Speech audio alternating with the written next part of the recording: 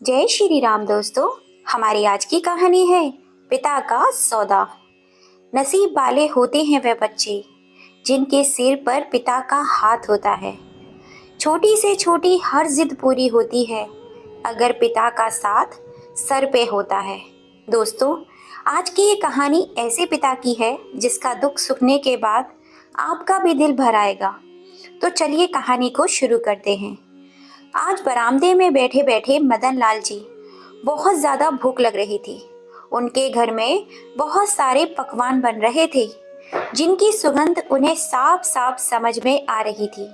उन्होंने अपने बड़े बेटे से कहा, बेटा, यदि भोजन बन गया है तो मुझे बुला लेना, मुझे बहुत तेज भूख लगी है। तभी बेटा गुस्से में बोला, हाँ हाँ बन गया है बुड्ढे, लेकिन अभी तक किसी ने खाया नहीं है। पहले सबको खाने दे, फिर मिलेगा। हर वक्त जीभ खाने को मांगती रहती है। यह सुनकर मदन लाल जी शांत होकर बैठ गए, क्योंकि उन्हें खाना सबके खाने के बाद ही दिया जाता था। बुढ़ा जिसकी खाल हड्डियों से चिपकी हुई है, चेहरा झुर्रियों से भरा हुआ है, एक हाथ ज्यादा काम नहीं करता, आंखें अंदर को धंस गई हैं, हर वक्त मायूसी चेहरे पर छाई रहती है। पूरे दिन अकेले अपनी खाट पर बैठे हुए इधर उधर आने जाने वाले लोगों को देखते हैं। घर में 4 बेटे और 4 बहुएं भी हैं, पोता पोती सब हैं, लेकिन कोई बैठ के 2 बात करने को तैयार नहीं था। जब भी किसी से बात करने की कोशिश करते तब दुत्कार देते और कहते, इस बुढ़े से क्या बतियाना।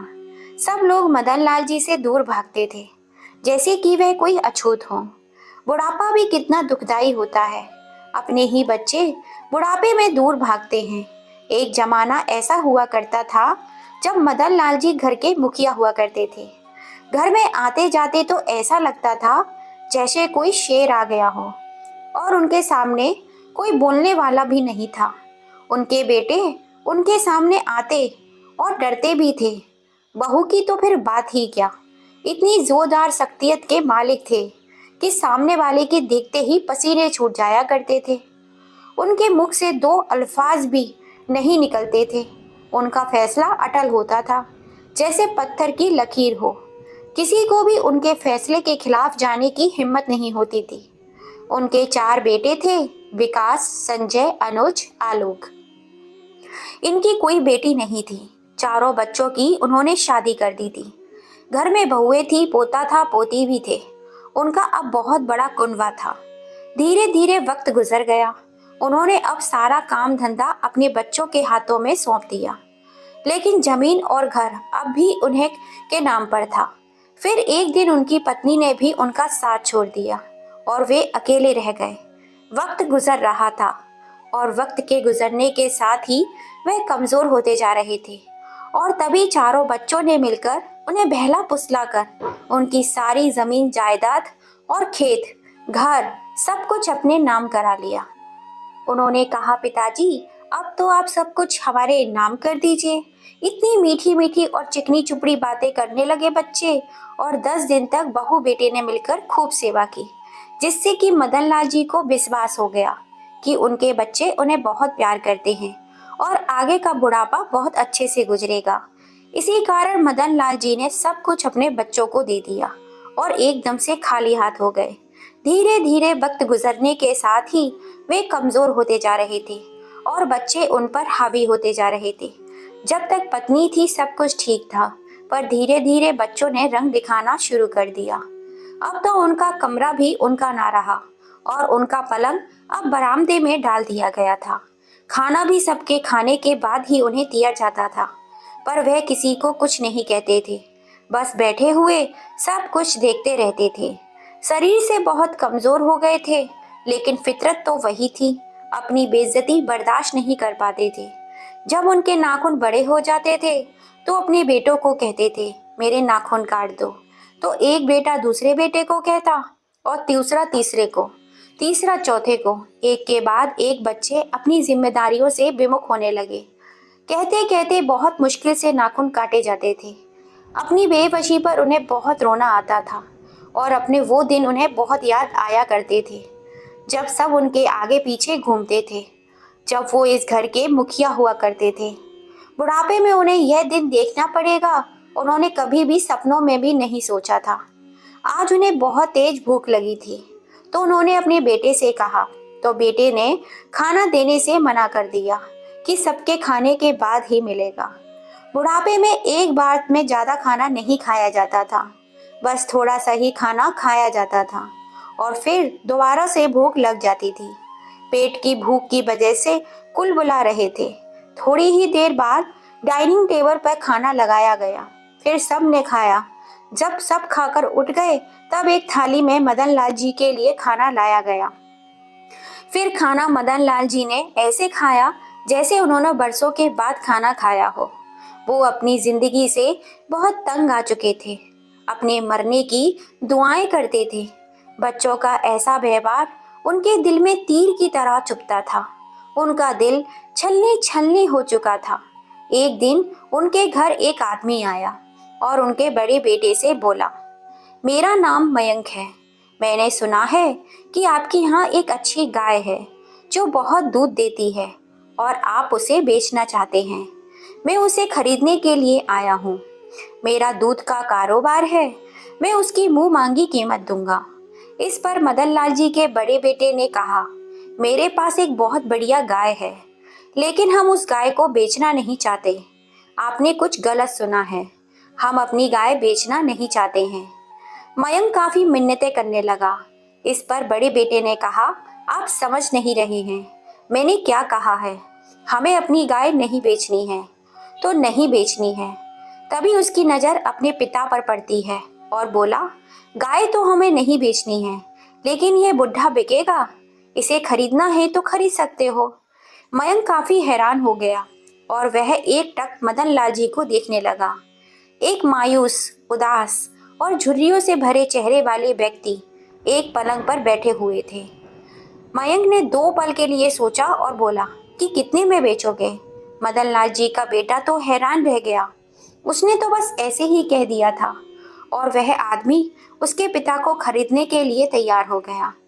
मयंक ने अपनी जेब से 20,000 रुपये निकालकर मदन लाल जी के बड़े बेटे को दिया और बोला कि मैंने इन्हें खरीद लिया है, आज से यह मेरे हुए। मदन लाल जी के बड़े बेटे को यह देखकर बड़ा ही आश्चर्य हुआ और वो बड़ा ही खुश हो गया। उसके हाथ में अब 20,000 रुपये थे। वो मयंक से बोला, तुम यहीं रुको, मैं अभी आता हूँ। और वह भाग भाग कर अपने तीनों भाइयों के पास पहुँच गया। उनसे सलाह मशवरा करने लगा। तब तीनों भाइयों ने कहा कि वैसे भी ये बुढ़ा अब किसी काम का नहीं रहा, अब इसकी सभी दौलत हमारे पास है।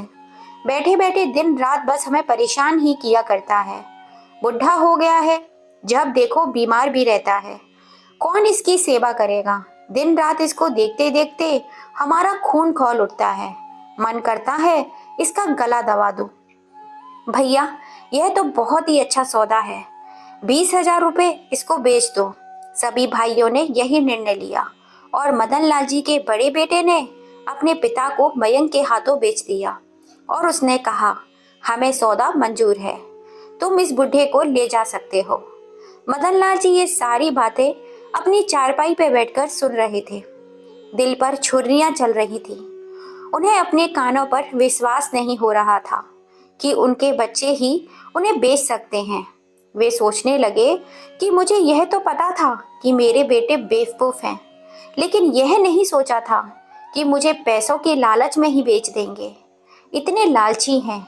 उन्होंने अपने बेटों को कुछ कहना और सुनना मुनासिब नहीं समझा और मयंक की ओर देखते रहे और पता नहीं क्या उनके मन में आया कि वो जाने के लिए तैयार हो गए। मदन लाल जी अंदर गए। वह अपनी एक पोटली लेकर आए और मयंक के साथ चल दिए।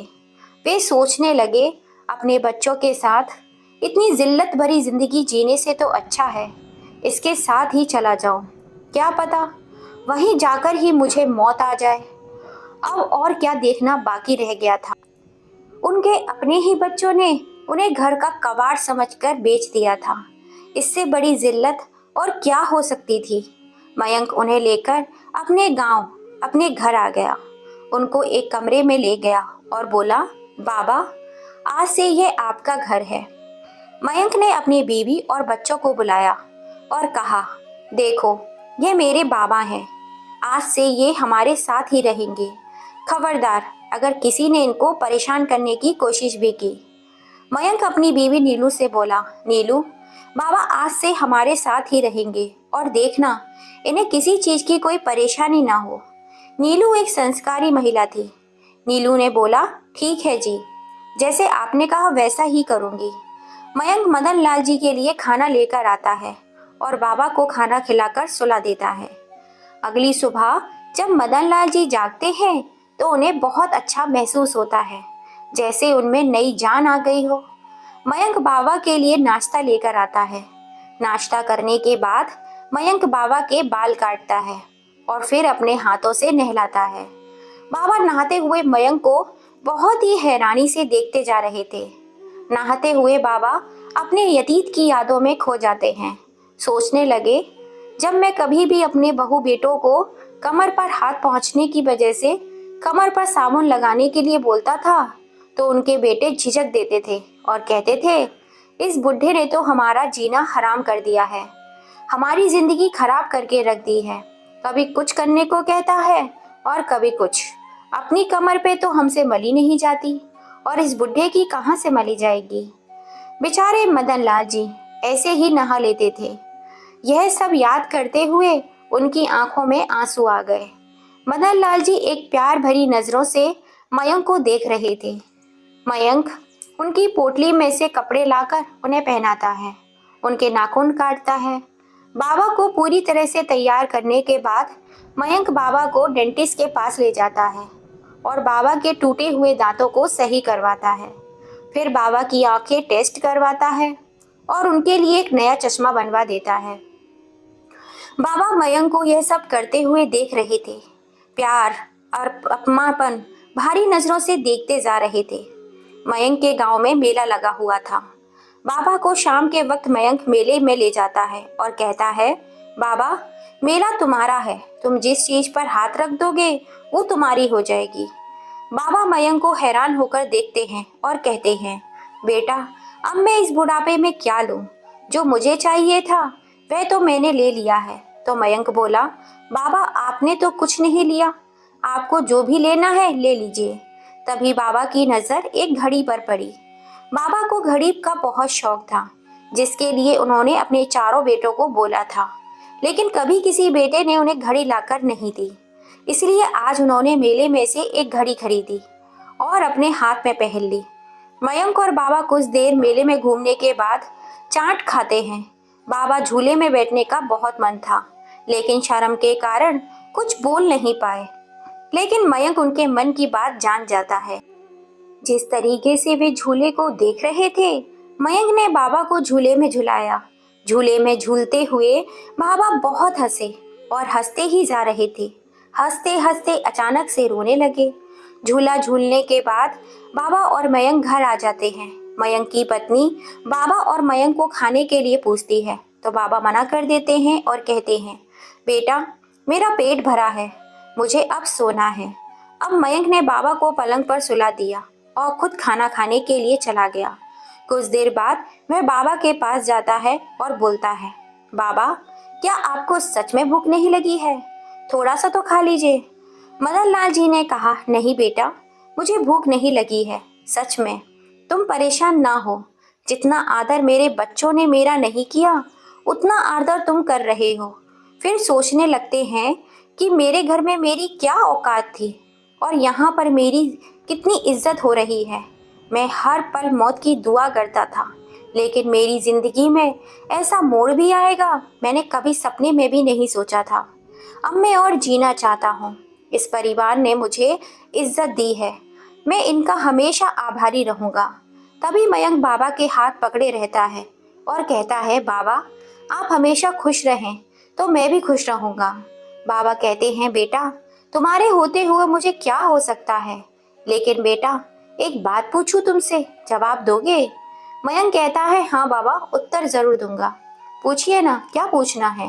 बेटा जब मेरे बेटे ने मेरी कीमत लगाई और मुझे बेचने की बात बोली तो तुम मुझे लेने के लिए तैयार क्यों हो गए और मुझे अपने घर लेकर क्यों आ गए? इतना रखकर इतना प्यार क्यों दे रहे हो? आज के समय में इसकी तो उम्मीद भी नहीं की जा सकती जो तुम कर रहे हो। बेटा, मुझे ये सब सपना सा जैसा लग रहा है। तुम ऐसा क्यों कर रहे हो? मुझ अजनबी को अपने पिता के समान प्यार क्यों दे रहे हो? इतना सम्मान क्यों दे रहे हो? इस पर मयंक ने कहा, बाबा, मुझे अपने पिताजी की बहुत याद आती है। मैंने उन्हें खो दिया है। जब तक पिताजी मेरे पास थे मुझे उनकी कोई कदर नहीं हुई। आज जब पास नहीं है तो रह रहकर उनका ख्याल मन में आता है। जब आपके बेटे ने आपकी कीमत लगाई तो उसमें मैंने खुद को पाया और आप में मैंने अपने पिता को। मेरे पिताजी बहुत ही इज्जतदार व्यक्ति थे, लेकिन मैंने अपने पिताजी को कभी इज्जत नहीं दी। हर पल उन्हें कोसता रहता था, हर पल उन्हें ताने मारता था, उन्हें जलील करता था और कभी कभी उन पर हाथ भी उठा देता था। मयंक रोते हुए बोले जा रहा था। पापा यह सब बातें सुन रहे थे। फिर मयंक कहता है, बाबा, मेरी ही लापरवाही से मैंने अपने पिता को खो दिया। एक रात बाबा को खांसी इतनी ज्यादा थी कि मुझे सोने में परेशानी हो रही थी।